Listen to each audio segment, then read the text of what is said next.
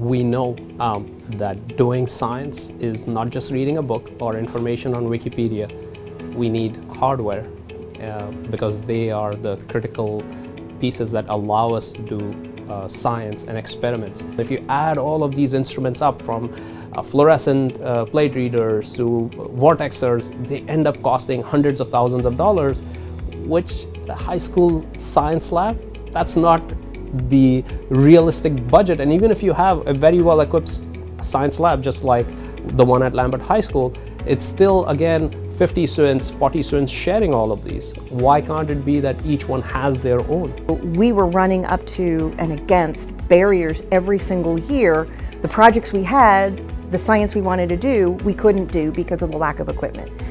And so every year the students have tackled Frugal devices to try to help share these devices with the rest of the high school community and the rest of low resource labs. Whether it's an electroporator or a spectrophotometer or a centrifuge, they have to build it, and they might use technologies, whether it's 3D printing or unconventional materials. So the devices serve multiple purposes.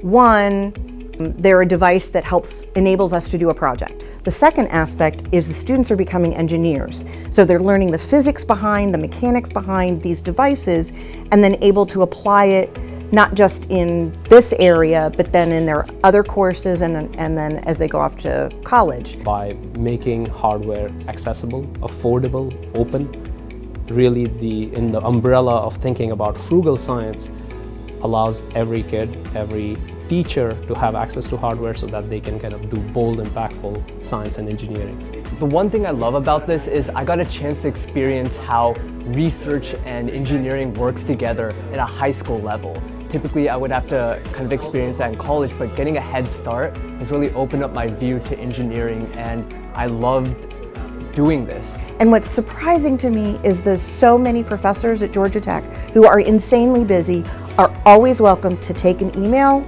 hop on a Zoom call with these kids and answer them, I think because they see the potential that, kids being curious at this age, what it can help drive.